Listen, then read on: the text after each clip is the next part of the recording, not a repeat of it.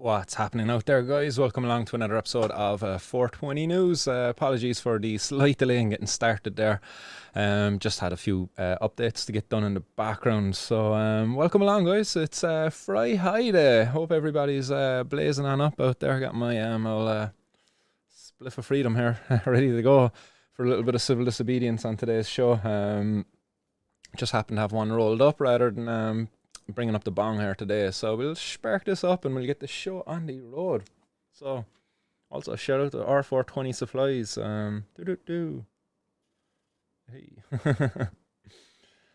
Coming at you. I got this one up at the Phoenix Park smoke up.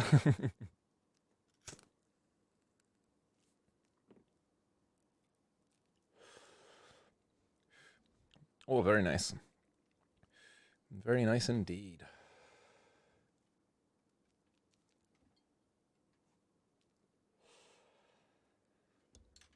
So, guys, apologies again for the delay in getting started. I have a couple of headlines lined up for you today. Just gonna crack open this. Lovely. Gotta get some air flowing through this place. I'm sweating like a pig, and I only have the fan off about 2 minutes, and the sweat is pouring down my head already. But give a quick shout out to everybody out in the audience. At the moment, we got John Finnegan, Miss Stowes, John Roach, what's happening? Constant Gardener, Fwetch, Bogwan's son, R420's out there as well. Sean Michael, what's happening? We got Mark, DB Woodcraft, Pods4420. Who else out there? Hebsy Girl, Hype, what's going on, Hype? Barryfield Battle Clips, what's going on, Barryfield? How are you doing? We got Green Tea, Irish Hemp Harvest, and gotta say thanks to Irish Hemp Harvest for this lovely pre-roll. Delicious. Which one was this?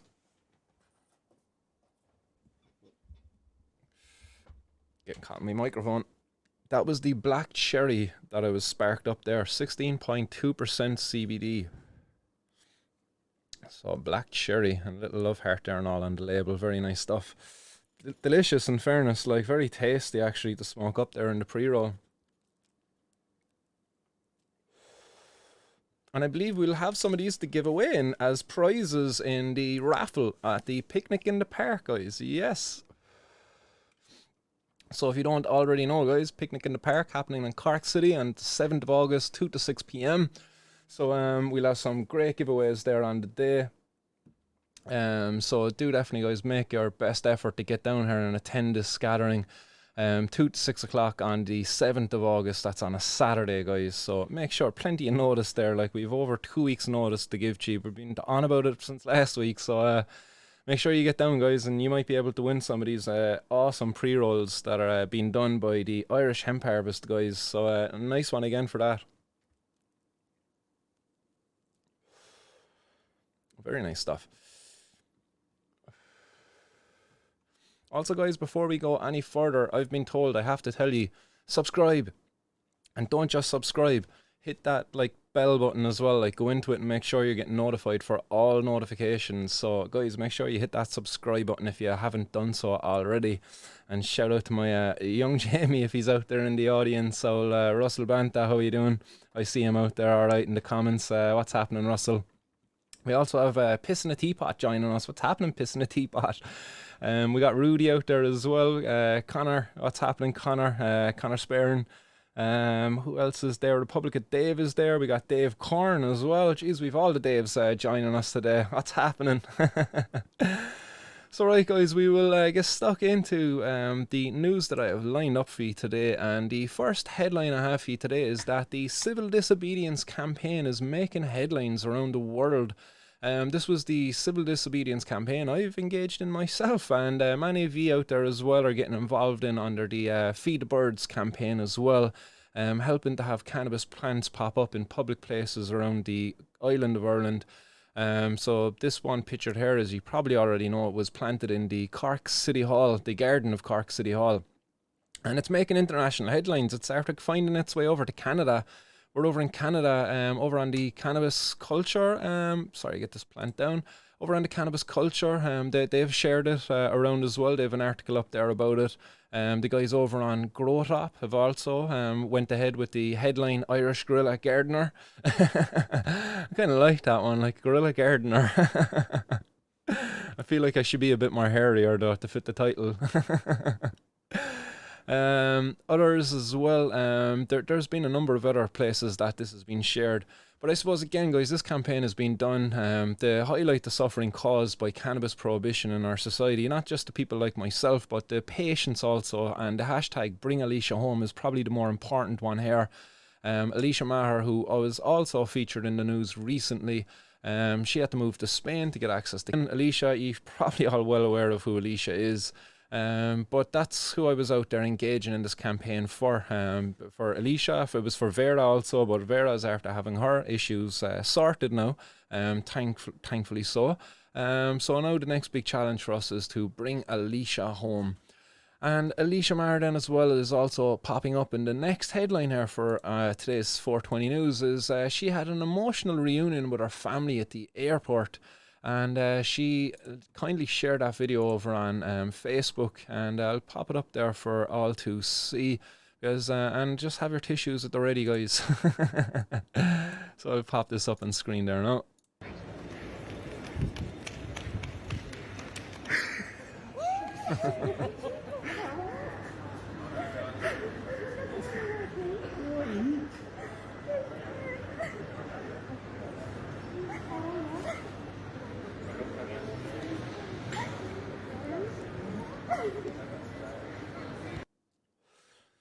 So there you see it, guys. A very emotional reunion there for Alicia and her family. And quite rightly so, because Alicia has been separated from her family for over 18 months. I think it's 17 months, she says, that it was been since she last seen her family, since she left Ireland all that time ago. Absolutely ridiculous that a person has to go through such pain and suffering over our idiot politicians here who can't even do something right, you know? Like, if it was the pubs, like, we all know how quick they can put through legislation for the pubs. Like, the pubs had a problem. Oh, Jesus, the guys who are drinking pints, they're doing it illegally on the streets. And the government, what did they do? They rushed through legislation for the pubs to facilitate for on-street drinking. For them to come out and take over our bloody sidewalks. I don't know if anybody's gone through Cork City recently, but I know myself, I was in there last night and a few nights ago as well. And it's very problematic, actually. If you're a person pushing a buggy around the city, I'd be rather pissed off, actually. It's rather annoying. You're walking down the sidewalk, and next all of a sudden you've got tables and chairs either side of you. You've got waiters walking out with drinks and stuff, and all you're doing is you're walking your dog on a footpath, and that's what you have to deal with. And our government rushed through that legislation to facilitate for that, but it's taken them over 5 years to do anything for the patients. Now, for Vera Toomey, who's only just recently got the cost of the medication covered, Alicia doesn't even have that yet. Her condition is not one of the listed conditions, chronic pain, so it's incredibly backwards. And the tears that were brought to Alicia's face there, they were brought by prohibition. Prohibition removed Alicia from her homeland and separated her from her family. And that's why it's got to go. Prohibition has got to go, and we all need to take a stand now. Do you know, get on out of the cannabis closet, if you will, and stand up loud and proud and say, look, I'm a cannabis consumer. Or even if you're not a cannabis consumer, get out there and stand up loud and proud and say, I support the right for people to get access to cannabis. I support a controlled and regulated industry where adults can consume cannabis safely.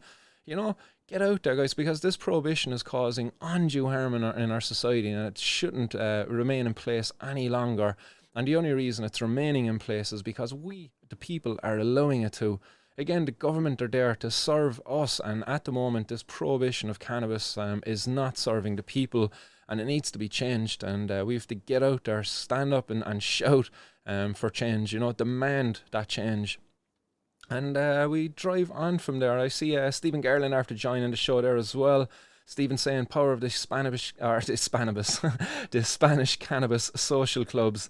They keep me medicated, and I know at least over 20 people from Barcelona to the Canaries.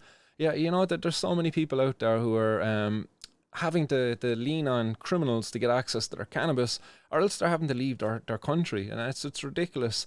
Stephen, that he was you shared with us here before, Stephen, that you had to sneak your vape pen back into the country, or your vape juices that contain some THC. And that's very, very worrying for somebody like yourself, I'd imagine. So when you've seen that drug dog going through the airport, like I'd say, if you had on one of these watches here, that tell your heart rate probably shot right up.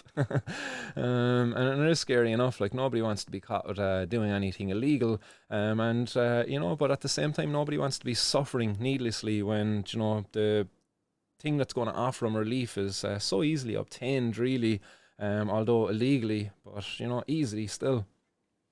Kitmar, what's happening? Kitmar saying, Martin, you've inspired me to start a weed vlogging channel. Haven't started, but will very soon. I want to help break down the stigma of cannabis use. Excellent. Good to hear that I'm inspiring people to do more and to get out there as well into the public sphere and express their views and opinions around these laws.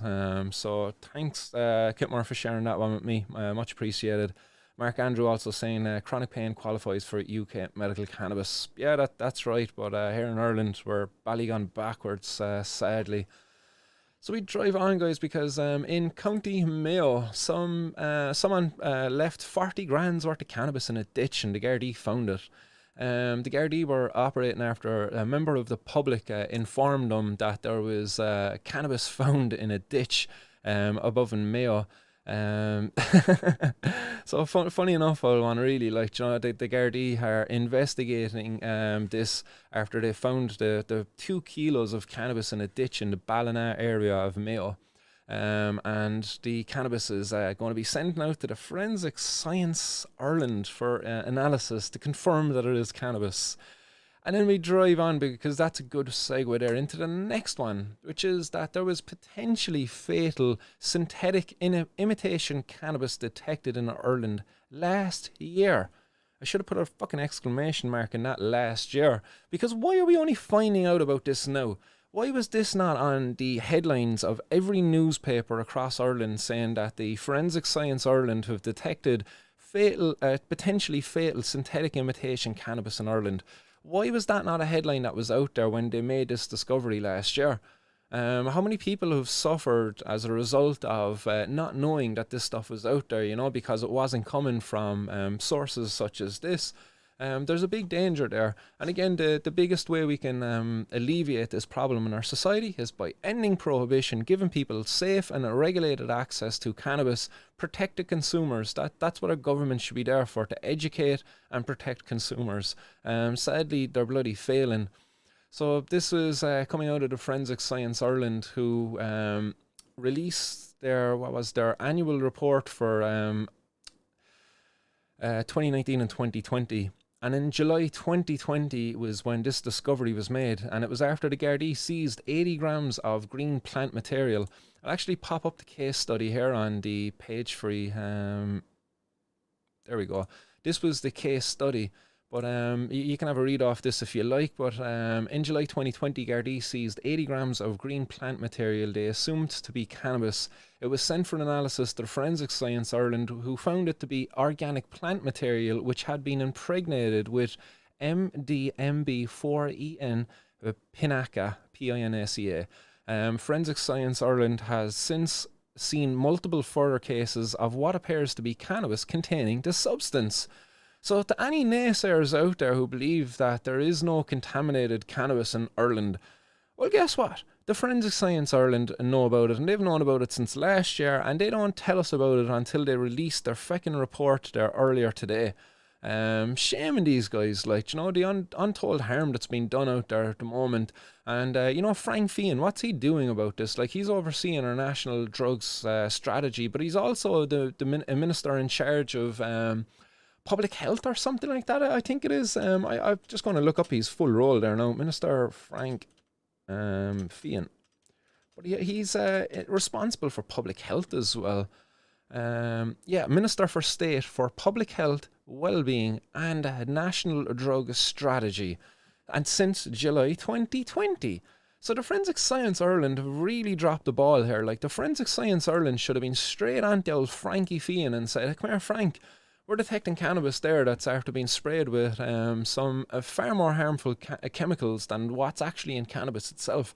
Maybe you should control and regulate the supply of this to adults in society, because prohibition has failed, and these substances that are being found on the market now as a result of prohibition are far more dangerous to the Irish consumer and could result in the death of an Irish consumer. Why aren't they doing this? I do not understand why they are not doing it. Unless it's that they basically don't really care about us, the people. You know, it's more about their job, their prohibition. When you look at the stats coming out of the Forensic Science Ireland, you look at it here popping up on screen. Okay, this is from 2018 to 2020, so a 3-year mapping of the work that's being done by Forensic Science Ireland. So over the 3 years, you've seen a 38% increase in the drugs and toxicology cases. So in 2018, it was at 9,577, and in 2020, it was 13,184. So that was the 38% increase. But then you look at the total cases then in comparison of that. You know, it's almost 50% of the cases. You know, I actually have it broken down here. Even further. So when you break it down there, you find that in 2018, over 57% of the work done by the Forensic Science Ireland was to investigate drugs. That was 57% of the work. 2019 it was 55, and 2020 it was 45. Now I have to add in that the reason why we're seeing such a significant drop of the work being done in 2020 is because if you look here, you see fingerprint cases and document and handwriting cases, and are adding to the numbers there. Now the biometric data has been excluded here. If you're looking at the legend on the side of the table here, that's been excluded from the total at the end. So the fingerprinting cases and the document and handwriting cases have added to the number there, which reduced the percentage of the drug kind of cases that Forensic Science Ireland were dealing with. But even then, look, when you go into the fingerprinting cases, what you find is actually 10% of the fingerprinting cases, it's the third one down there in the list, is drugs. So another 10% there of the cases from the fingerprinting was to do with drugs, and that's over 600 cases, because there was 6,072 cases of fingerprinting cases. So again, you know, that would have brought up the percentage there a little bit in 2020. But absolutely crazy that the state is wasting so much bloody money on these guys, because these guys this is their budget, 17.44 million for 2020, along with a granting of almost 40 million for the building of a new laboratory in, I believe that's in Kilkenny, I think, or is it Kildare, back Weston, I think that's Kildare. Absolutely crazy, like, that we're wasting so much money at a time when we're about to head into a recession. You know, we've the government there, and they're reducing people's public unemployment payments and all of this stuff. Do you know that they're gonna? But meanwhile, they have no problem wasting money, and that's exactly what's going on here. They're wasting Irish taxpayers' money. So if you go to, like, let's say that they had a 17 million budget there for 2018. I think over 55, was it 55%? We go back into it there, 57%. So 57% of 17, that's like 8.5 million, almost 9 million euro would have been for testing of drugs. You know, and you could apply that across the year, even at the 45% there in 2020. That's still close to 8 million euro that the Irish taxpayer is given to the Forensic Science Ireland to test our drugs. A lot of these cases are made up with Section 3s. Quite a few of them are actual drug dealing cases, more serious drug cases. So absolutely a crazy waste of money. When you think of the mental health services in Ireland, imagine what the mental health services could do with these millions that were thrown away at the drugs here, the Forensic Science Ireland every year. Absolutely ridiculous. And what value are we actually getting back? As I just talked about there for a second, you know, the guys, it's over a year since they tested that cannabis, found it to be containing deadly chemicals not normally found in cannabis, and we don't really find out about it, you know, until a year later. Absolutely ridiculous. That this should have been released, like, as soon as they were finding this, that, like, this is deadly dangerous. But no, they don't do that. They don't believe in harm reduction work, because look, us drug users, it's better that we get a contaminated drug, suffer the ill effects of that, and then they hope that we might not engage in illegal drug use then afterwards. But is that really a moral, ethical approach for a government to be taken towards a large population of people in our country? I would say no, definitely not. But we look at the other findings from that report, and we look at the cocaine. So in cocaine, they found that there's been a year-on-year increase seen for street-level cocaine from 2016 to 2019. And you see a breakdown of the percentages there, going from 34% in 2016 to up to 45% in 2019. But more importantly, I suppose if you were to look at this, at the one in yellow orange is the important one. This is the purity of the cocaine upon importation. It's always been greater than that's been found on the street. So that tells us that the guys, once it's been imported, and this is no secret, everybody knows this already, like that it's getting stepped on. And what does it get stepped on with? And they have it down here. Look, in the next one, it's getting stepped on of the 3 analytes examined for cocaine. Oh yes, of the 3 analytes examined, cocaine demonstrates the widest variety in adulterants. So this is for powdered drugs, including heroin as well. And cocaine that demonstrated the most wide variety of adulterants inside in it, with the exception of 2017.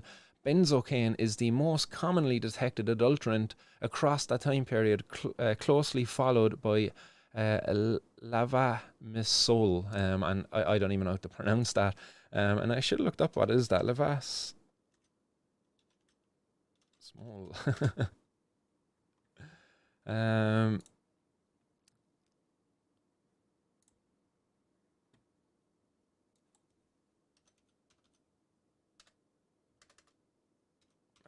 Miss Hall. Yeah, that's the one that was that the stuff that was found in fucking what's his name? Jeez, that RT bloody guy. What was his name? The guy who died after the coke. Can't even think of his name now. Ryan something, wasn't it? No, not Ryan Tuberty anyway. Jerry Ryan. Jerry Ryan, the late Jerry Ryan who died. I believe that's what was actually found in his one. It's a veterinary type of drug. It's used to treat parasitic worm infections. And more specifically, it's for hookworm infections. So it's not something you want to be sticking up your nose, in fairness. Like, but again, look, this is prohibition in effect. You know, if imagine if this was alcohol, you know, that alcohol was being illegally imported into Ireland, and it was coming in and it was like 50% pure, but by the time I reached the street it was being 25% pure, and some of the contaminants being found inside of there were I don't know, like spirits, all sorts of different kind of spirits, methylated spirits. That's the one I was trying to think of. Do you know, imagine like that's exactly what would happen if we were to put in place a prohibition of alcohol, because prohibition doesn't work at all. It really bloody doesn't. So it's high time we end this once and for all. And I really do welcome the announcement there recently that the government are going to do the Citizens' Assembly. But what I didn't welcome is the fact that they're waiting until 2022 to do it. Why? Why in the name of God do you have to wait until 2022 to go ahead with the Citizens' Assembly? What's wrong with September, October, November or December? All of these months are in this side of the year. You have the whole lot of June, July and August to prepare for them. You know, even if you've done it in October, you've all of September to prepare for it. Why in the name of God are they waiting until next year to do this again? I don't understand it. And as I said already in the show, like for alcoholics, for the drinkers out there, they were able to rush through legislation to facilitate on-street drinking, but they can't do this for the drug users out there, you know. The Citizens' Assembly, which is hopefully going to take place in January 2022, will look at the problem of drugs in Irish society and the possibility of decriminalising all drugs, and also the Green Party, Nessa Horrigan, was it her surname was, I think. She said that they're going to include the legalization of cannabis also as a topic for discussion, to be examined, I suppose, by the Citizens' Assembly. So again, I really do look forward to that taking place, but I'm just fucking rather ashamed, to be honest, that it's stated for next year rather than this year. We've been waiting so long for this, like from the inception of our government last year, when it was promised in the programme for government. It's been called for. People have been calling for the Citizens' Assembly. They have not delivered on it, like, and sadly, as a result of that, people are going to be dying out there on the streets of Ireland, and shaming it. And also then we have the organised crime gangs who are being very much empowered over the last couple of months there because of this prohibition too. And then we drive on from there, guys. In the next headline, it's a man who had 18 callers to his home for cocaine while the Gardaí were searching it. So the cops were raiding some individual's home looking for drugs, and there was people knocking at the door also looking for drugs. And this guy has avoided jail after that. So a man who had 18 callers to his home looking to buy cocaine while Gardaí were searching his house for drugs has received a fully suspended sentence. This is Robert Lawless, who's 42, and he was in the home he shared with his mother and brother when the Gardaí arrived with a warrant to search it. The officers discovered 65 separate deals of cocaine during the search and 2 separate amounts of cash of €605 and €105. Quite a small sum of cash, really. And the cops guaranteed they took it, and they were like, "Oh, that's drug dealing." But meanwhile, the €605, like, no, that's there for fucking the sun holiday we're going on next week or something, you know. My mammy is fully vaccinated. Robert is probably fully vaccinated as well. But the cops are going to be like, no, we're seizing that now, right? That's going into our kitty. We need a new gym there down in the Garda station, so we have to make a bit of money for ourselves. But Lawless took responsibility for the drugs, and the court heard that the 18 people who called to the house while the Gardaí were there were looking to buy drugs. A month later, more drugs were found during a second raid of the house also. And it's given his address here, and it's saying that he pleaded guilty at the Dublin Circuit Criminal Court to possession of cocaine with an estimated street value of €1,440 at his home in January 15, 2020, and also pleading guilty to possession of cocaine worth €1,960 found. And the guy is after getting a sentence that was suspended in its entirety. What a joke of a system we have here in Ireland, like, really, like it's great that this guy's not going to prison, like, but what's the point of having the law? And what kind of a message are we sending to the guys out there engaging in this behaviour in our society? It's like, you know, go on ahead, lads, you know, import in the cocaine, start selling it, like, get the young fellas to sell it for you there as well. You know, it's no big deal, like, we'll give you a suspended sentence. Crazy, like. He also has previous convictions for possession of drugs for sale and supply, and the judge had adjourned the case after hearing the evidence last month to allow for preparation of various reports. Today she said that Lawless had a very limited opportunities growing up and developed an addiction to alcohol at a young age. The judge said he subsequently developed a heroin addiction and he managed to overcome this. She said he does not appear that there was a drug debt in the background which was motivating his behaviour. She said it does appear that there was, it does, yeah. So it does appear that there was a drug debt in the background which was motivating his behaviour. And Judge Greeley sentenced Lawless to 18 months imprisonment for the offence in January 2020, but suspended the entirety of the sentence on strict conditions. She adjourned sentencing for the offences in February for 12 months to July 21, 2022. July 21st, 2022. She ordered an updated probation report and said in the event of resounding report of engagement and him not coming to any adverse attention, she will consider adopting a similar approach. It's backwards, like, it really is. Sorry, yawning.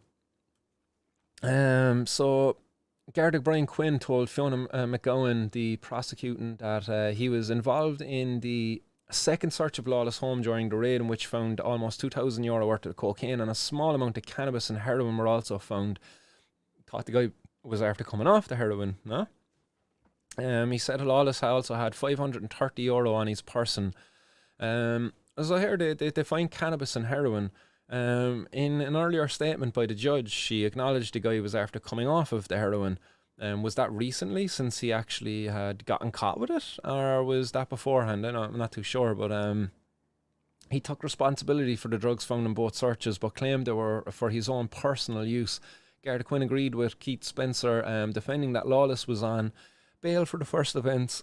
Sorry guys, fucking yawns there building up. He was on bail for the first offence when the second raid was carried out in his home. He accepted he had a drug problem at the time, but since maintained on methadone and has not come to Garda attention again. Garda Quinn said Lawless looked better in court than he did at the time of his arrest. Mr. Spencer said his client did not find much gainful employment after drink and drugs took hold. He said his client is now drug-free for 17 months and counsel urged the court not to imprison his client Oh, sorry, guys. Saying that this was the first occasion in which he has meaningfully addressed his long-standing drug addiction. Hang on a second. The guy's on methadone. He's still got a drug addiction problem, does he not? Does he not? But it's okay. It's state-sponsored drugs, sure. No, that's okay. Look, you don't have a drug addiction problem anymore. You're medicating yourself now. It's interesting how we can change this around, like, you know, the views on this. Like, when you're using heroin, you're not medicating, but when you're on methadone, oh yeah, you're medicating now. Look, oh, you're treating your addiction. Look, you've it under control. But that's a fucking joke. Like, that's such a backwards way again of looking at these things. The state-sponsored drug is okay, but and a methadone and heroin, like, they're very, very similar. There's not much difference there really in them. But I suppose there is obviously one is legal, and the other is illegal. So it's ridiculous here. Again, it's highlighting also the failure of Operation Tara.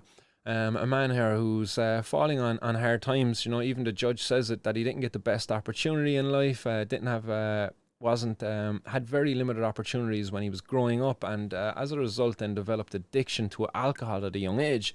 So alcohol here was this man's gateway drug, I suppose, you know, in terms of escapism.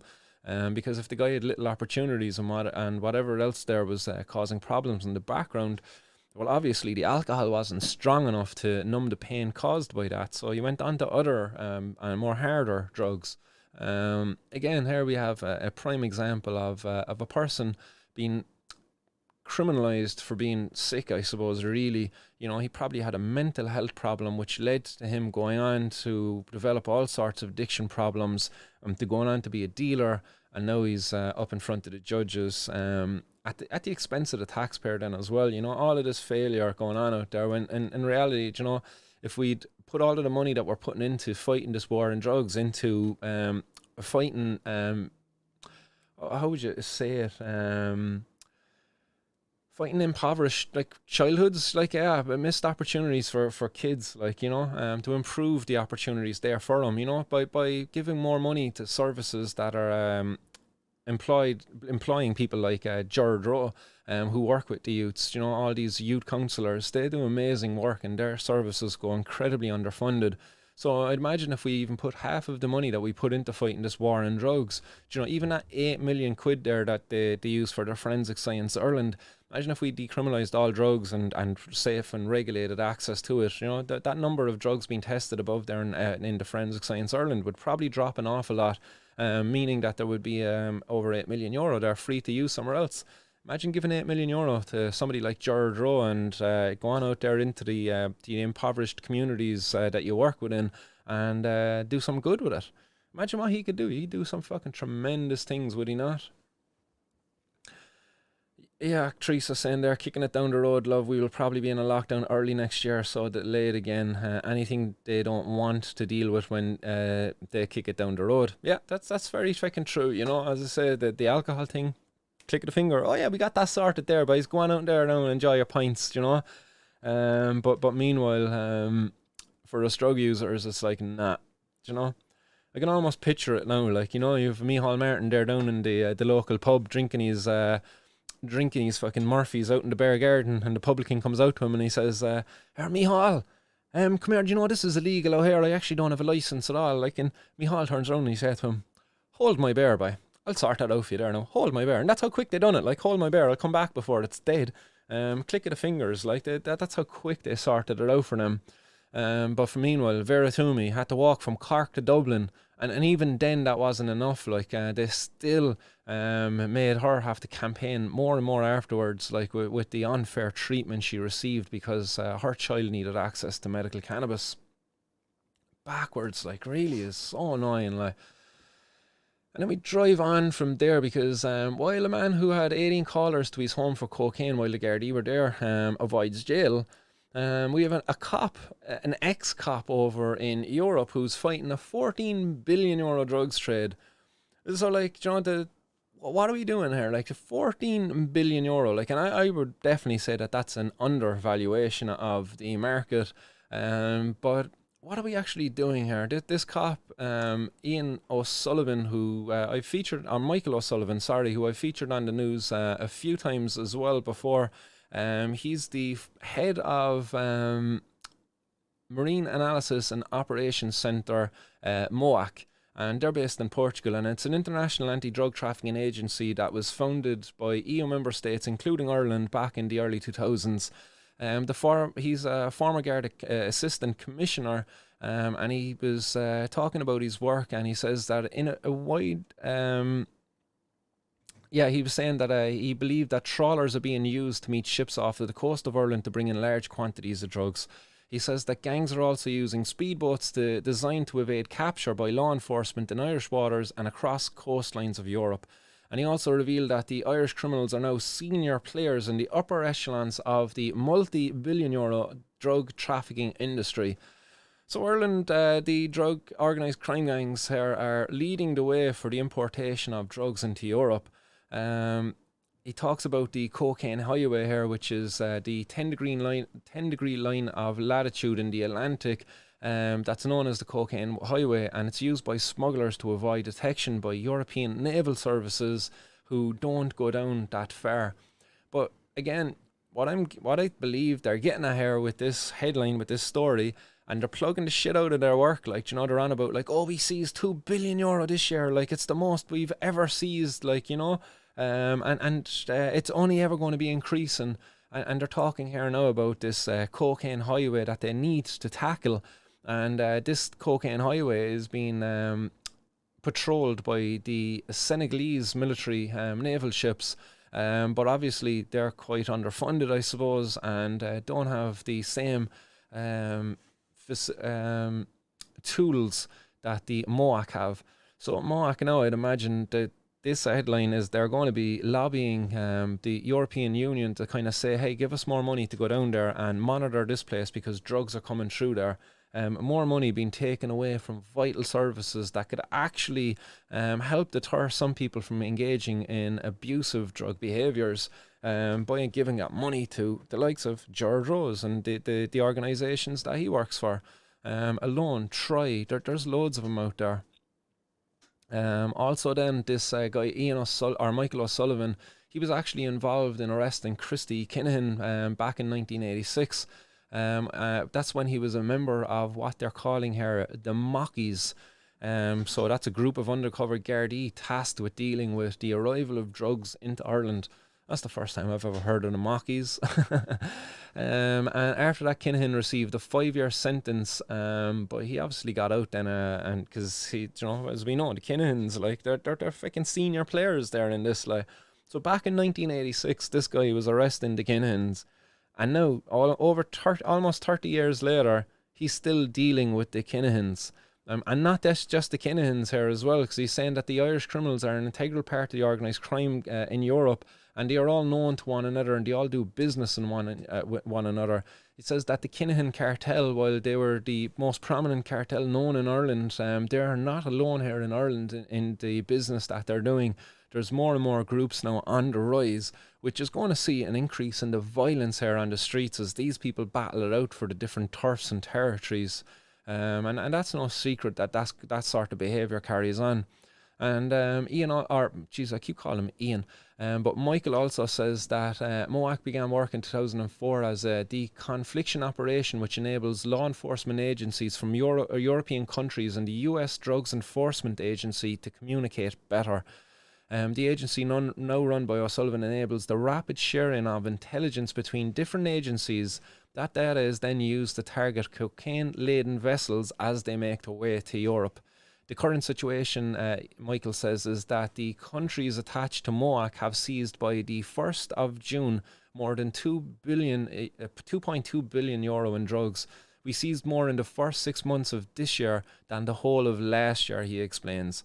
And keep in mind, guys, last year was the start of the lockdowns. This year we're deep into them, and we're seeing more and more drugs now being detected by the people looking for them. But does that mean that they're actually catching, preventing drugs getting to the streets? No, they're not. There's still drugs in the streets. I can guarantee you, like even with the 2.2 billion euro worth of drugs that they're after seizing here, that there's still more than enough drugs there to go around out in today's out in Irish streets.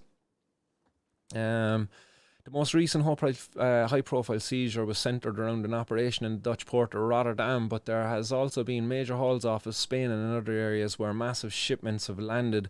The market has been estimated at €9 billion, but I would now estimate it closer to €14 billion across Europe. I still think that's an underestimation of the market that's actually out there for drugs. When you think about it, really, like cannabis in Ireland could be worth up to €2 billion to the tax. It could bring in over 10 billion but worth 2 billion then to the exchequer, or 2.3 billion then off of that, 23% tax. Moac believe the Atlantic is the best place to target shipments, with O'Sullivan describing how easier it is to disrupt the industrial scale of organised crime at sea rather than on the streets. Last year, the agency intercepted 19 to 20 vessels, including a semi-submersible which was built in the Amazon jungle. And that goes to show the ingenuity of these guys out there as well. Like, they get lads are out in the jungle, they're building bloody submarines and everything. And again, I'm watching Narcos again. I keep on plugging that fucking show. But I was watching the stuff that the boys were doing, like the money that they had coming in, and that the politicians that they had in their pockets, and that the cops, the authorities, I can't imagine that much has fucking changed, really. Do you know, I wonder, if Michael there now, and one of the cartels, somebody, his old buddy Christie came along to him and said, "Come here, Mike, here's now a couple of cool million there for yourself, look, go on there and buy the wife something nice, and look, there's a shipment coming in there, look, we've one wrapped up nicely for you there, look, there's going to be €1 million worth of coke and that, but look, don't mind the other 10 ships coming in behind it at all, don't pay attention to them now at all, Michael." Do you know, the potential for corruption, it's fucking great, and it's an incredibly dangerous job then as well, and you see that in the Narcos too, with the killing of DEA officers and stuff like that, and if the portrayal of that DEA officer inciting that, the Mexican guy who was killed in the Mexico part of it, if you haven't watched, sorry, spoiler, bit late to warn you on that one, but if the portrayal of him, he was a diehard, he was on about a time when he was in a nightclub and there was people smoking weed in the bloody bathroom, and he went in and he got his head kicked in because there was 2 of them there and only one of him, and he was even off duty, but he put his family's life at risk because of his dedication to his job for this kind of ego-driven thing he has in his head, that he's doing good, that he's a good guy, he's one of the good guys, but in reality there's no such thing as good and bad guys, really, when you think about it, like cops are not good guys. If you put on a uniform in the morning and you're a cop, if you're a politician, you're not a good guy. That does not make you a good guy. It's your actions that dictate whether you're a good guy. And going out there putting your family's life at risk to target these organised crime gangs is certainly not a good way to do it. The right way for these DA officers to be doing anything would have been to go out and campaign for the end of this bloody prohibition that empowered these gangs so much. It's crazy to think, and there was a death recently of a Spanish customs officer when they were trying to board a boat that's believed to be smuggling drugs into the country. The helicopter in which they were on crashed, and the officer on board died. There was 2 survivors of that crash, but still, you know what I mean? They're out there putting their lives on the line to try to prevent these drugs reaching the streets of Ireland or Europe, whatever. It's a massive failure. Just end it once and for all. Control, regulate and control, educate the consumers, and that's the only way you're going to do it. They have a €14 billion drugs trade across Europe, they're saying. I believe it to be worth a lot more. But you think these guys are going to be able to do this? This headline that I shared back in June, above in Donegal, they don't even have a bloody drugs, undercover drugs unit. That's how backwards we are, And then meanwhile, the Kinahans out there, and they got everything that they could dream of, because it's afforded to them, the money that they're making because of the prohibition. The boys got better tools than our Gardaí, do you know? The Gardaí think they're watching the Kinahans, but the Kinahans are probably watching the Gardaí, do you know? Because they can afford to, they got more money than them. Then we drive on from there, guys, and we go to the Olympics. We're in the Olympics, guys. The gold medalist and the US soccer women's national team star Megan Rapinoe was speaking up for cannabis use for Olympians and elite athletes alike. And she was pretty much giving WADA a hard time for their stance on drugs. But Megan Rapinoe, who is, as I said here, the US soccer women's national team star, for the first time in the Olympic 125-year modern history, elite athletes are being open about their use of cannabis products to prepare them for the world's biggest stage in sports. And it says there, leading the charge is the Olympic gold medalist and US soccer women's national team star Megan Rapinoe, who incorporated CBD into her training routine using products from Mendi, which is a company founded by her sister Rachel and also Brett Schwager. Here's a picture of Megan herself. And then this picture here is Megan and her sister Rachel, who is the founder of that company that I just mentioned there, Mendi. Mendi's founder started the company to create a brand of hemp-derived cannabidiol products that provide athletes with natural wellness solutions to help them recover better and perform at their best. And while Mendi has assembled a team of top athletes and brand ambassadors, the company hopes to tap into a market of consumers looking for a more natural approach to health and wellness. And Rachel Rapinoe said that we believe there is a movement and a flood of people wanting healthier alternative to medications.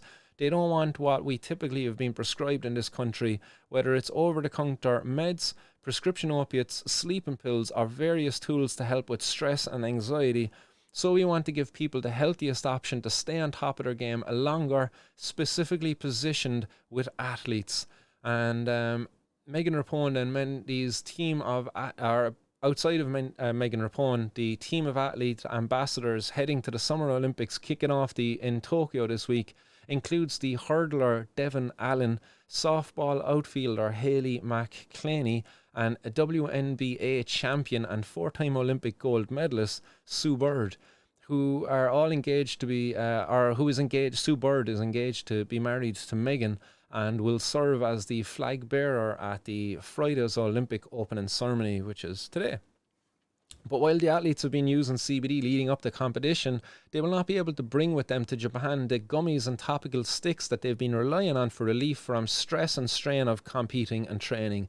Given the regulatory environment that makes taking products made from cannabis across international borders risky, and Japan's strict anti-cannabis laws, it's safer to leave their CBD regimen at home. It's a point Rachel makes clear during the conversation with the reporter on this. Rachel says that during her tenure as a professional soccer player, she was often prescribed powerful drugs, including opiates, to help her manage the pain from the many injuries she's endured. Unfortunately, effective natural remedies were not available, a fact that didn't sit well with her. She says that I come from a long history of drug addiction in my family, particularly heroin and opiates. So I have an interesting emotional relationship with drugs.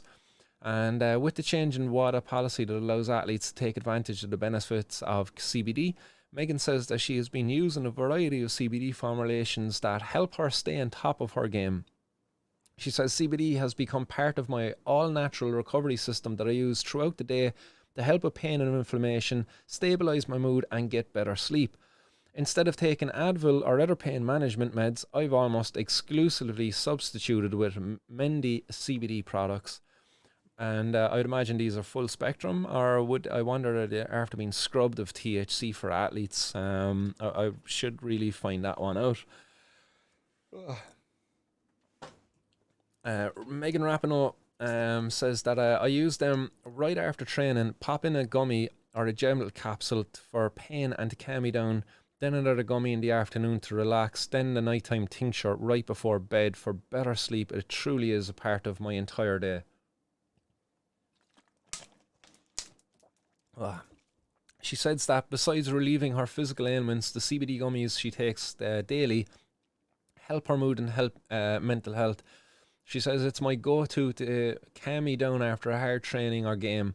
As well as for sleep, she explains, I've noticed a significant difference in my stress and anxiety levels when I am consistently using Mendi CBD products versus when I don't. Megan says that she is really bummed out about not being able to take the CBD products with her to Japan, adding that they have been instrumental in the past 2 years in all aspects of her life. So it's quite frustrating that she can't take them with her to compete on the world's biggest stage. And she brings up that Carrie Richardson unfortunately wanted to use a healthier alternative to manage the stress that was going on in her life, and now she's banned from this year's Olympics. And also adding that every athlete should have the same access that every other American does to deal with the stresses of life, noting that existing policies are not working. She says, we're expected to perform on the biggest stages and the highest levels, yet we can't use all natural products to help us recover, she writes. It's not right, and these policies need to be changed to reflect where our culture is at.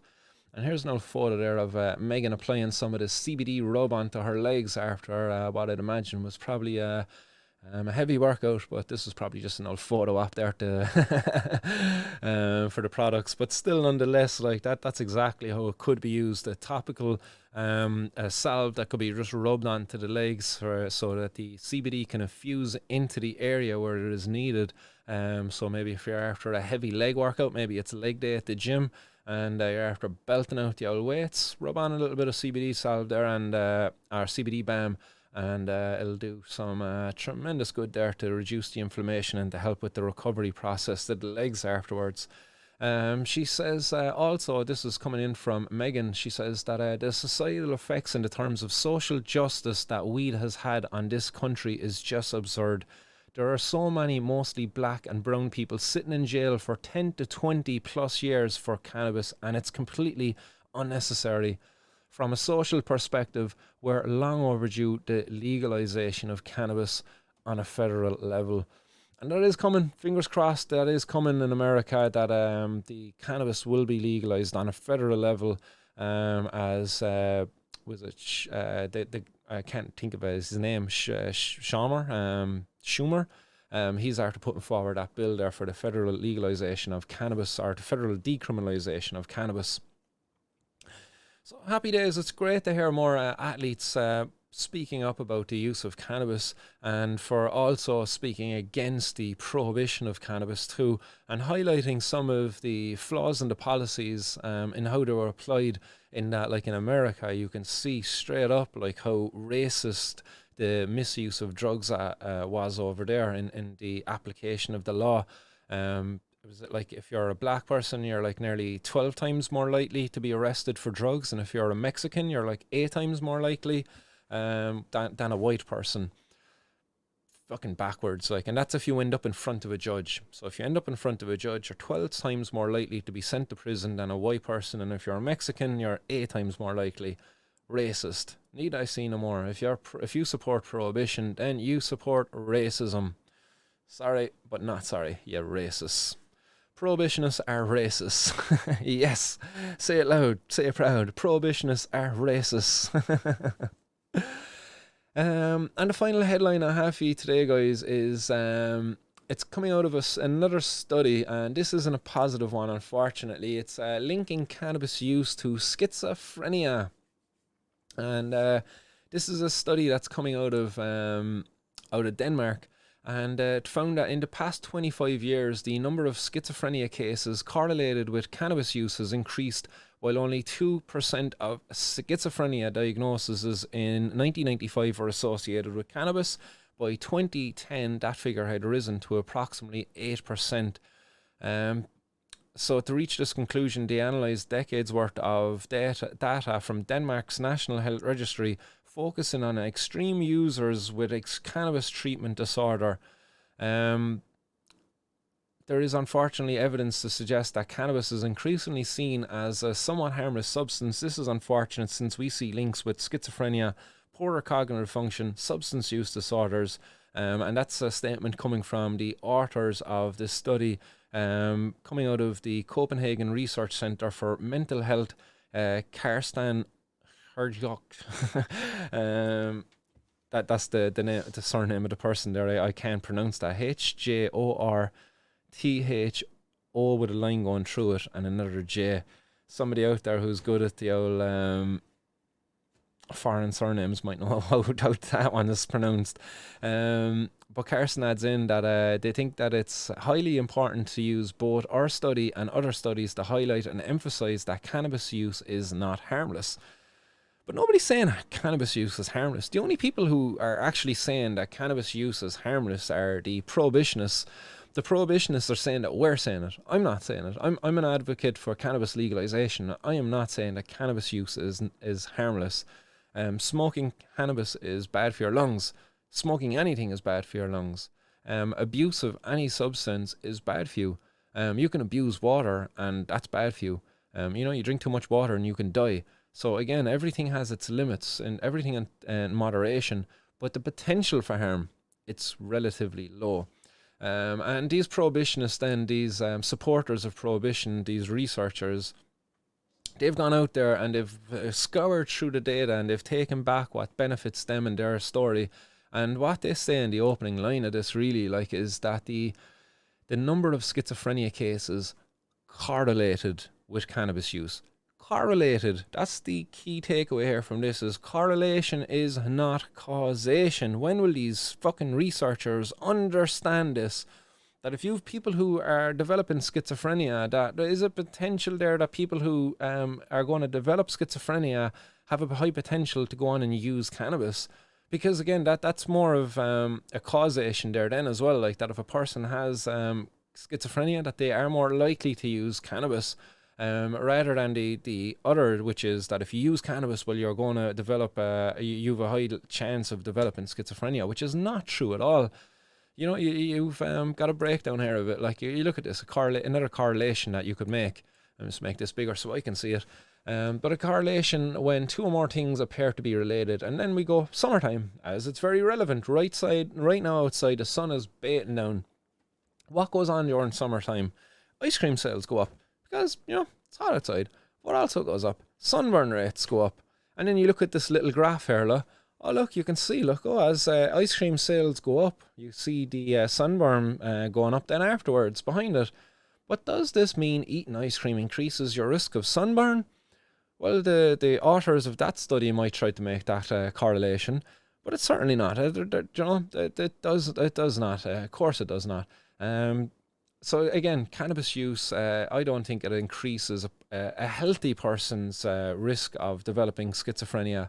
Now, for a person who's at risk of developing schizophrenia, in that they've a long family history of schizophrenia, maybe they're predisposed to it, like they were probably going to develop schizophrenia by the time they're 30 or 40. There's a potential there that cannabis could speed that up. Potential.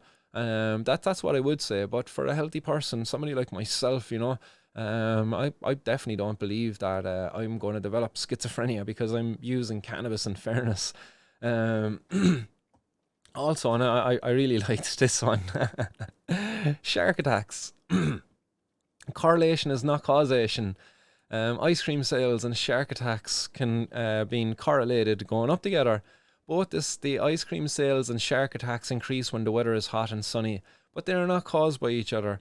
They are caused by good weather, with lots of people at the beach, both eating ice cream and having a swim in the sea. There you go, guys. You know what I mean?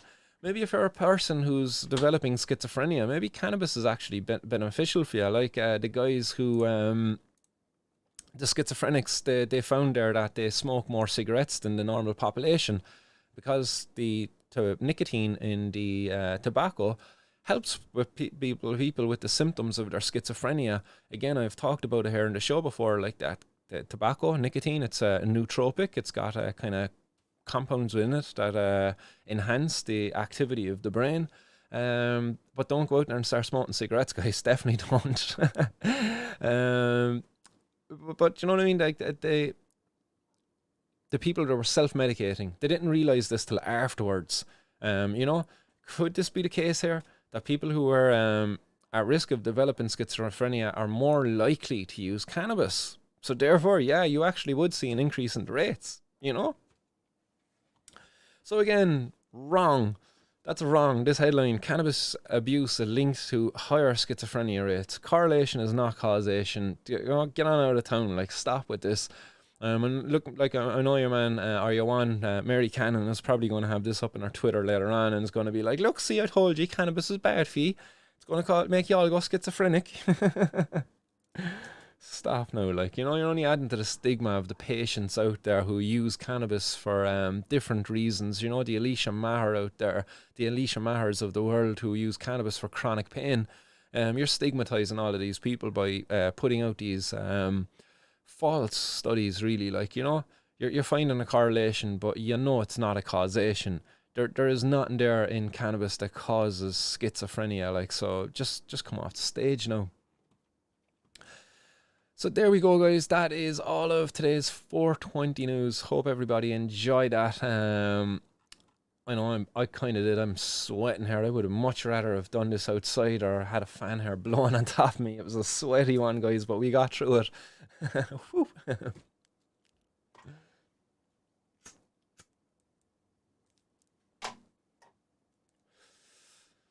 Green Tea saying, I worked in financial services for years and people took coke because, and it disappeared. Sorry, Green Tea, I just went up to read that comment there and it just disappeared because it was at the top of it.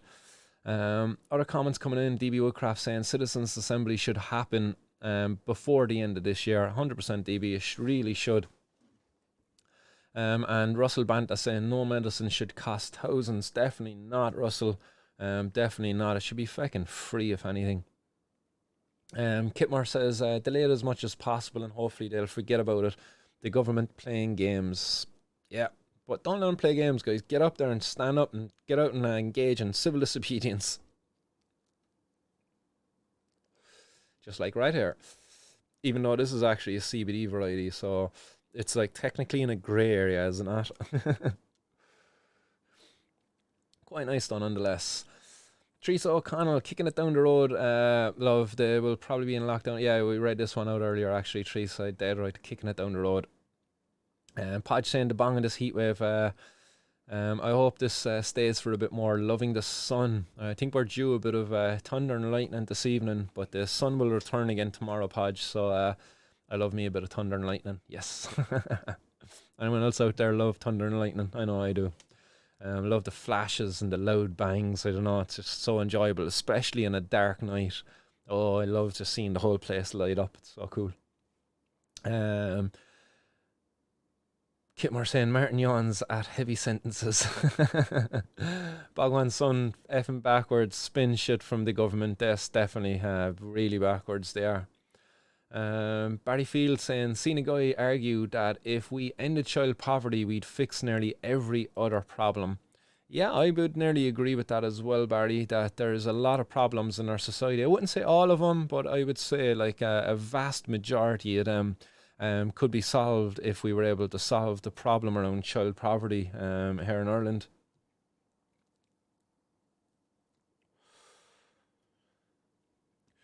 All those taxes down the drain, Bhagwan's son saying. Definitely, like, we've so much money we're missing out now that the organised crime gangs are making. Darren Newcomb saying that medicinal cannabis should be given without red tape or hindrance. Yeah, that's what I'm saying as well. I don't understand why they're not. Luke McFlanagan had a provision in his bill back in 2013 for medical cannabis. Like, so this was an issue that they could have sorted out over 8 years ago, but sadly they didn't, you know. They just kicked it down the road. They had to wait until a mother, so desperate for access for her daughter, walked hundreds of miles across the island of Ireland in order to raise awareness of the suffering that her and her family are facing because of this silly prohibition, you know. That's the government for you. But again, you know, hold my bear there and I'll go open up the pubs there for you so you can drink on the streets. We'll click our fingers and it'll be done for you, you know. Yeah, Teresa saying Metaman earlier, plenty about. There you go, there's no shortage out there. Glad to hear there's no drought of drugs. While there's water shortages at the moment, there's certainly not cannabis shortages. And I know Greenbeard is feeling the old water shortage at the moment. I don't know what the story is with Greenbeard, but he's not had access to water for the last couple of days there above in his part of the world. Maybe the well or something, maybe the pump broken as well, who knows. Bhagwan's son, where's Donegal? Up north, up the very top of Ireland. Not in Northern Ireland, but it's at the north of Ireland. Podge 85, natural medicines are a way better alternative and are more suitable for some people because of issues. There you go. I know for myself anyway, I would prefer to keep it natural. It's a lifestyle choice that one makes, and that pharmaceutical-based drugs, you know, these pills are very much out of kilter with that lifestyle. So cannabis is very much in line with that lifestyle. WRT Gunner giving respect there to Megan. Nice one, WRT Gunner. Megan definitely deserves respect there for speaking out against these silly oppressive policies. Bogwan Sun saying nature is the way. Yeah, can't argue with that. And Republic of Dave saying the only difference between the Gardaí and the Kinahans is sometimes the Kinahans answer the phones. And also the Kinahan or the Gardaí wear uniforms. The Kinahans don't. But outside of that, there's not really much different. You know, both of them are fucking gang and a law unto themselves, untouchable in today's society, if you will. Chuck Schumer, nice one, Russell Banta. That's the guy who's putting forward that bill to federally decriminalise cannabis in America. Chuck Schumer, nice one. Podja85 also can't comment as openly because of their contracts. That's true. A lot of these athletes are probably sponsored by different agencies, different sporting outlets, and they probably would cancel them. But I have to give a big shout out to Nike. Nike are fucking legends. Like they didn't this Shah Richardson at all. I think they like might have retweeted her thing and said just do it. Do you know? So Nike definitely supports the access to cannabis for the elite athletes there as well. So I have to give credit where credit's due. Definitely have to diss them on their use of slave labour though for making their products. So don't go out there buying Nike because they support Shah Richardson anytime soon, you know. I'm sure you can find some more ethical brands.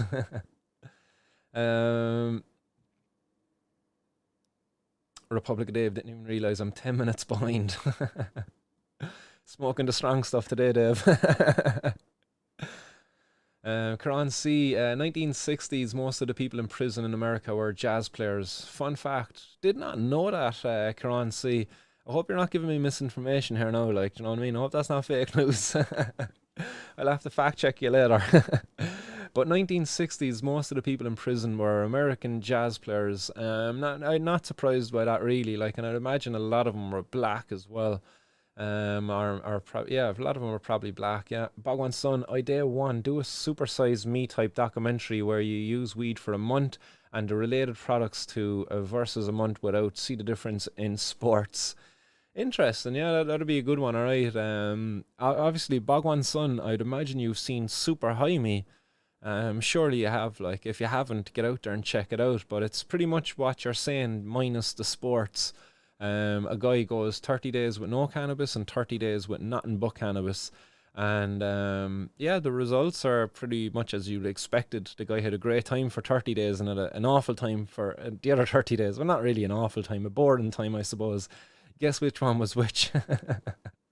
30 days of cannabis is definitely going to be better than 30 days without cannabis, for sure. Republic of Dave saying oxygen is literally a hallucinogenic drug. You can overdose on that. Correlates with 100%, correlates with death 100% of the time. There you go.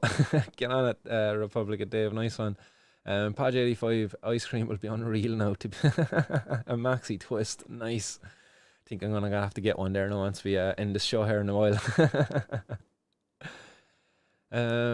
Education, you will love to see it, Bogwan's son. And Hype is saying that, is that the southern version of Twister? Maxi Twist, that's like a tub. It has like ice cream inside it with green and red going up through it, but it's not like a Twister. It's not so uniform. It's kind of like just poured in like the syrups you would in your 99, you know, that kind of syrup stuff. It's kind of like a 99 in a tub, you know, like the what did you have, the fucking hell, what's it called? Only got it last night. The HB stuff, yeah, the HB block of ice cream. It's kind of like that ice cream in a tub with the syrup inside it. So that's what a maxi twist is. Nice, tasty stuff. Really great for the cotton mouth as well, especially on a hot day. The Republic of Dave adding in that there's also a great graph showing a 97% correlation between the number of days of Hasselhoff appearances on TV within a year and alligator attacks. Damn you, David Hasselhoff. Stop appearing on TV. People are dying, don't you know? Bhagwan son, it's a brunch or an OG 99. Yes, you can't beat the 99s in fairness, like fresh 99 with the red and green syrups and the hundreds of thousands as well. I go all out. I pretend it's for the kids when I go in. It's like, yeah, just getting 99 there for the kids in the car. But meanwhile, it's like for big old me. The kids don't like the sprinkles. I do. And I love the syrup as well. Like, geez, can't get enough of that stuff. Mouth's watering, I know of you guys. Steve Jones, can we just be treated like adults and make an educated choice for ourselves? I choose cannabis and reject tobacco and alcohol. My choice, and not lying. My choice, and not the lying government. Yeah, you're dead right. Like, I don't understand why we can't be treated like adults in our society. Like, I can go to a tattoo artist and I can get my entire body tattooed. I can get a piercing in every orifice I want into any part of my body I want. Do you know, if I wanted to right now, there is no law that prohibits me cutting off a finger if I wanted to. You know, there's not. No, I wouldn't do it. It's fucking lunacy if I was to go and take a fucking pliers and cut off a finger, snips or whatever you use to cut stuff off, you know. But when it comes to tobacco, then that's illegal. Like, what in the name of God are we doing? Like, we've created a toxic environment for our society with this prohibition. The government's desire to control our bodies. That's what they're doing in doing this. They're trying to control our bodies, our minds by doing this. And you look at the studies that are coming out then around these different substances that they've prevented us access to, mainly cannabis and psilocybin mushrooms, as well as, you know, some of the other psychedelics, ayahuasca, LSD, MDMA. These have got tremendous therapeutic potential for humans. Tremendous. You look at the MDMA and what that does for things like couples therapy, you know, for victims of traumatic past and stuff like that. It can help them unload some of the things that they might have barriers up that they don't even know that are there. Psilocybin mushrooms, again, you know, you look at the studies that are out there for them. They're known for generating new neural pathways for stimulating neuroconnectivity. Like, this is tremendous findings of studies coming out now. But again, like, not to say everybody should be going out doing mushrooms, but if you are, do your homework first, setting, like, and make sure you pick the right ones. Look for the ones with the nipple on top or the wavy cap. But if you're going for the wavy cap, guys, just remember that there is false wavy caps out there as well. They look very much like wavy caps, but there is ways in which you can identify them, such as the gill underneath the feck it, go look it up, guys. I might do a little mushroom picking course there as we get more into closer to August. Actually, I might go out and try to find them actually myself. John Finnegan says, is that why there is more jelly and Irish cream consumed in Ireland at the same time there are more jellyfish at the beach? Shit, yeah, that's it. It's all those people making jelly and ice cream at home, attracting in the jellyfish to Ireland. There's a correlation there, so I surely must cause it. Marie McCloskey, what's happening? Thanks for your comment there, Marie. Marie is saying here that a woman eats cannabis for morning sickness in Africa.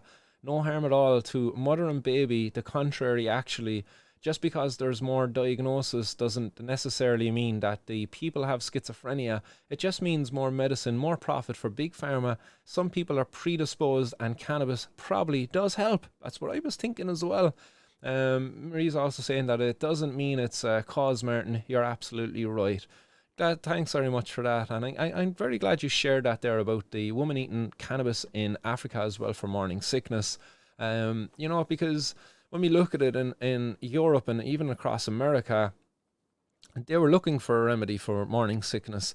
And I don't know if many of you know what thalidomide is and the thalidomide disaster.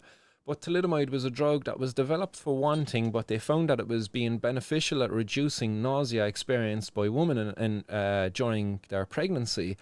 But what happened afterwards? You had thalidomide babies born with different kind of malformations of their bodies, legs that were like 10 times shorter than what they were supposed to be, you know, just all sorts of malformations of the body. That was during, I think that was around the 60s, 70s, the thalidomide disaster was.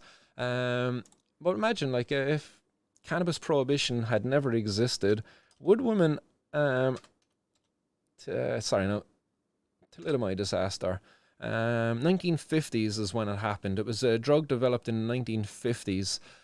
So again, if during the 1950s, if cannabis prohibition hadn't happened in the 1930s, before that, would women have actually had safer access to a more effective form of treating their morning sickness, and therefore, as a result, we would not have had the disastrous outcome of that thalidomide disaster? I wonder, you know what I mean?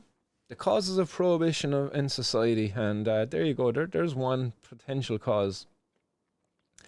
Kevin O'Halloran says, car crash can cause schizophrenia too, Martin. Ban driving. Yeah, get out there. I'll join you in the protest line there, Kevin. Let's ban driving. Let's try to prevent schizophrenia by banning driving. Hype adding in there, pear picking porky or crock pops are the best. What's a pear picking porky? I never heard of a pear picking porky. What the hell is that? You're me intrigued now. Like, what's a pear picking porky? Pear picking porky. What? Oh yeah, I've seen these, alright. Yeah, I've definitely seen these, alright. I just never freaking heard. I never knew the name was the name. Pear picking porky. So obviously it's a pear flavored ice cream. Nice. And what's the other one? Crock pops. I think I've heard the crock pops, alright. Just gonna quickly Google them there now just so I can see what the box looks like. Crock pops.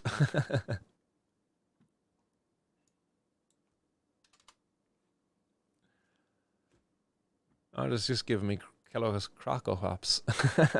Did he release an ice lolly or something? Or is that just your go-to munchies?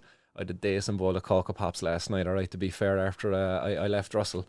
I had a good chat there with Russell Banta last night in the city, and got home a little bit medicated, I was, yes, and enjoyed a lovely bowl of Cocoa Pops, yes.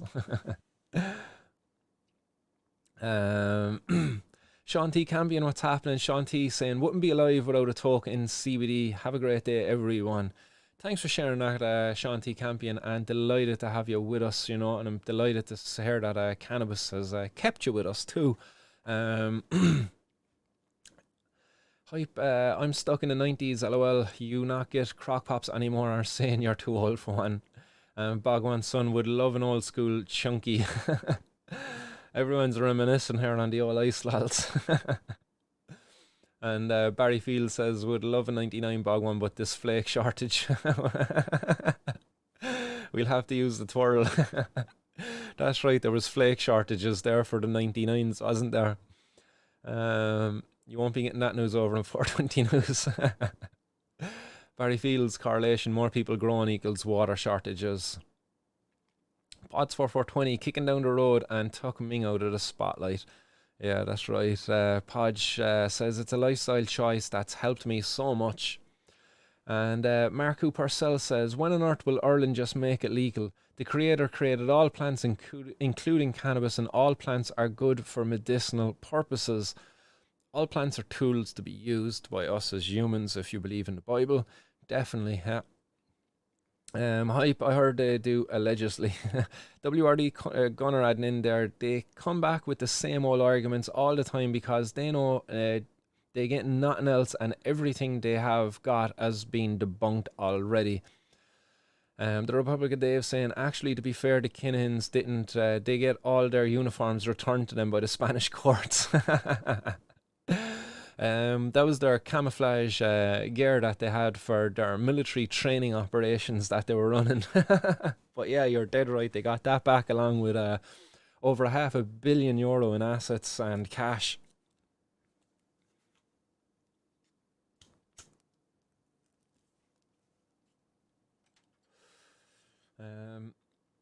Other comments coming in. Barry Field saying, could you get Daniel on the podcast? Tell him it's for boxing. I would wonder. I'd fucking put the feelers out, actually. That's a very good recommendation. I never actually thought of that.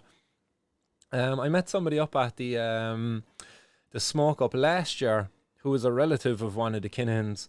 So if there's somebody out there who's a relative of one of the Kinahans, if they've got a contact there for Daniel, if he'd come on the podcast and have a chat with me. I won't really ask him too many hard questions, but I'd love to hear some of his stories and stuff like that. But yeah, I would love to have him on the show. Like, I wouldn't want to lure him in falsely. Like, no, I'll be straight up about it. Like, I want to talk to you about drugs and your family's history and involvement in drugs. And obviously he's probably going to say, we don't deal drugs. Come on, like, you know. But it'd be interesting to have him on. I'd love to hear what he'd have to say for himself. WRT Gunner, the 30 days he wasn't smoking, he still looked stoned. He still looked stoned. Yeah, that's right. Yeah, but that dude can't talk for shit in that Super Jaime movie. Hype, a twister in a tub. Yeah, that's a twister in a tub almost. It has the red in there as well, though. I don't think you get red twisters. Yeah, like a screwball without the chewing gum. That's the one.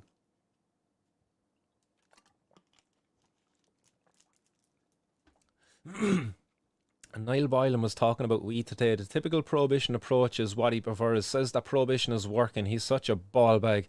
Don't know why I keep listening to his show. Coming in there from Adam O'Brien. I've sent each and every one of my actions over the last couple of weeks to the Niall Boylan show. I've sent multiple other things in there as well to him. I've tried to get on his show to have a debate with him on his views and opinions, because he is definitely a staunch prohibitionist. He's very much anti-drugs.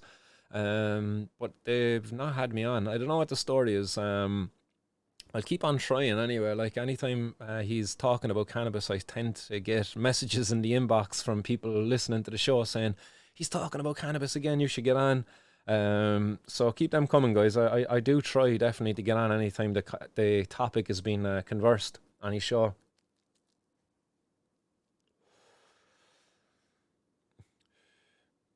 Who's this Labour lad hanging out the crim badges, and what's his story? Is he pure spin? 8 on or 8 on, that is. Yeah, he's handing out the decrim badges. So if anybody wants a decrim badge and to get involved with the decriminalisation campaign being launched by, or relaunched, I suppose, by the Labour candidate, Labour member, 8 on or 8 on. 8 on or 8 on, did he put through a bill for the decriminalisation? He was pushing for the decriminalisation of all drug users. I don't think he had a bill for it. I can't remember if he did anyway, if he did. But he was certainly vocal about it. He came down and spoke with us, with the Students for Sensible Drug Policy at the Hayfield Manor there in Cork a couple of years ago. And yeah, we sadly haven't changed anything since, really, like, but we certainly have made progress, like, in terms of educating the public, and that's reflected there in the recent polls that were done on Red Sea and the Journal and stuff like that as well. But get an email to 8 on or 8 on if you want to get one of those badges as well. Podge85 says, I'm hoping I can have a few nice treats for the picnic on the 7th. Yes, nice one to hear, Podge. And Martin, I know a great place and well worth the trip. Nice, Podge, and I'm even more happy to hear that as well. And there's a little pun there intended as well, was there? Well worth the trip. Hey. Bhagwan Son says, who's up for a different trip out of this world? Definitely. Me. WRD Connor, did anyone see the celebrities Bobby George and Biggins eating the cannabis ice cream in America? So funny. I didn't actually. I'm going to quickly get that up there and I'm going to see. Let's see what you're talking about. Yes, that's Gone to Pot documentary, was it? That's that one. What are these guys saying here now in this? Get greedy and suffer the. We had such a good time. We had such a good time. Los Angeles and, well, the west coast of America, but we did get on so well. We had so many laughs. We did. And just to put it into context, you were filming a program called Gone to Pot American Road Trip, and that's going to start on Monday at 9 o'clock on ITV. 3 different episodes this week. Wait for this. So the premise of it is... Well, what it was is we went to see about legalised cannabis in America, and none of us really had any thoughts about it, did we, at all? Well, you had a few thoughts. I had a few thoughts, yeah. But I knew people that it had helped, and my Yes. father-in-law had really bad arthritis, and we used to get him a joint, and that was the only thing. All right, so this was for medical use, cannabis for medical use. Yeah, and also from the, from recreational as well. Recreationally as well, exactly. But what happened was we were all very open-minded about it, and we went up and down. Yes, we thought it was good. We thought it was we thought it was bad, because the trip was extraordinary, and we did change our What minds. trip? Very good. Very good. There's no. As if you go tripping on cannabis. Come on, like, get off it. That just made me stop there anyway. I didn't want to listen to any more of that. They were just promoting that. Check that out if you haven't seen it already. It was a good show. It was called Gone to Pot. It was featured over on ITV. It featured stars out of, was it EastEnders or Coronation Street? I don't know, one of those soaps anyway. They're all the bloody same to me. Boring and full of drama. I don't like it at all. But it was really good because, again, my mum watches these shows, Coronation Street and EastEnders, and to have a star from that show to go over and do such a trip, definitely would have brought their attention to that. I know I sent the link to that show to my mum, and she watched it and she thought it was very good, and she learned a lot from it, and had a lot more of an open mind, I suppose, towards cannabis then there afterwards. Like, you know, some of the negative views that she had were washed away. So yeah, shows like this certainly do help. So check that out if you haven't seen it already. It's called Gone to Pot. So nice one there for reminding me of that one, WRT Gunner. Can't remember that scene though where the lads were eating the ice cream, but I'd imagine that they got a bit carried away with it because it probably tasted nice. Pod 85 must look that up, Gunner. Yeah, definitely. Hotboxing. That's the Mike Tyson one, is it? WRT Gunner as well, adding in there. Podget was a documentary with a few celebrities, well worth a watch. 3-part series from ITV. Get on it. It's on YouTube. Other comments coming in there, guys. Irish Hemp Harvest says, I was at that Hayfield Manor meeting. Were you? No way. That's a very small world. Jeez. Christ. Did you say hi? Did we meet? No, that was a very well attended event, in fairness. I believe Vera Toomey was there, as well as Yvonne Callanan, who was another prominent cannabis campaigner at the time for her son Tristan, who was looking also for access to medical cannabis. John Finnegan saying here, any word on your and Graham's decriminalisation thing, Martin? Not at the moment, John, but there should be announcements there in the not too distant future, so just bear with us, just earning out the finer details there of the campaign. WRT says their eyes are far too big for their belly.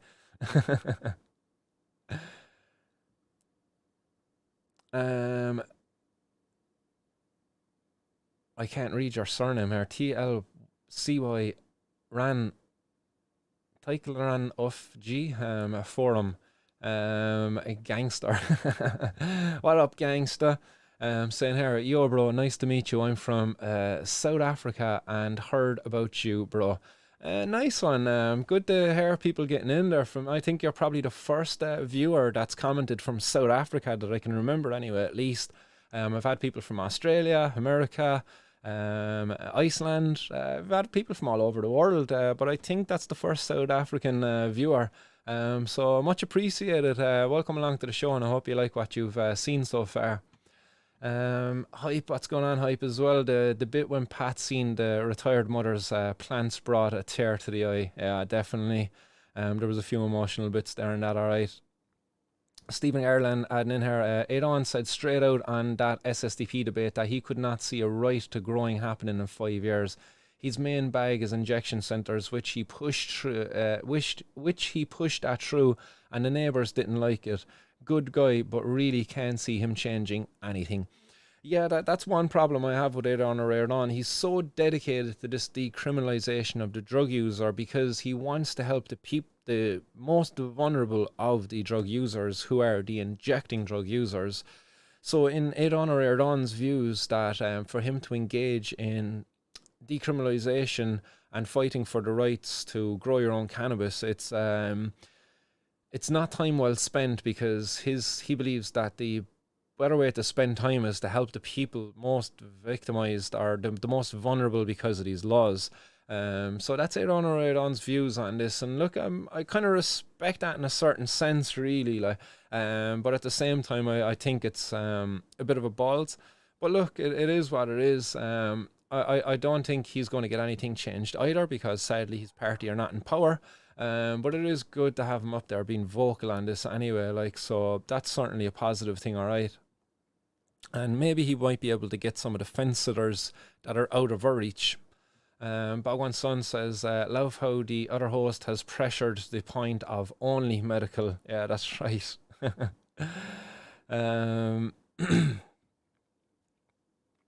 What's going on, Dagadoc? What's up? Dagadoc is out there as well. Irish Hemp Harvest is saying that I was there with Fergal. Wow, that must have been at least 7 to 8 years ago now. It was that long ago. I think it was in 2015, was it? 2015 or 2016. I think it was in like the 2nd or 3rd year of running the SSDP society then. But an amazing event. It was really well attended as well. We had a full room that evening, and the topic of conversation was the decriminalisation of the drug user. And you would have left that room, I suppose, that evening feeling like that there was change on the horizon. Sadly, as you say, 7 to 8 years ago, and we're still here. Drug users are still criminalised. And yeah, really do think though that we're, let's fucking hope like that in the next 12 months that we will see the decriminalisation of the drug user, and hopefully within the next 24 months then the introduction of a legalised and regulated market for cannabis access for adults 18 and over. WRT Gunner then admin Podge, I think the boys on High and Homegrown are having a break for 2 weeks, but still check it out just in case I'm wrong. Yeah, I think the guys are taking a break, but I think they're going to be uploading some stuff still, but I don't think they're going to have any live stuff, but I could be wrong on that then as well. Teresa, Labour can't be trusted. No, they cannot. I definitely wouldn't be voting Labour anyway. WRT says, a stoner's memory. Bagwan Sun says, we do our own High and Homegrown this week. Barry Field says, changes when you make it now. Definitely. Podge85 says, my first day smoking today in a few days, to be honest. Nice one, Podge. Hope you're enjoying, man. That tolerance break is real, but you're probably stuck on a couch somewhere else high as a kite. And WRT saying it's not going to be the same without the boys over the weekend. Crap, guys. I'm just going to have to watch some of the older stuff. But yeah, the live shows are certainly very enjoyable. I love the interaction there. Podge85 saying, my memory is worse when I'm not smoking, for fuck's sake. There you go. You got to get that cannabis in chat to help stimulate the memory, yeah?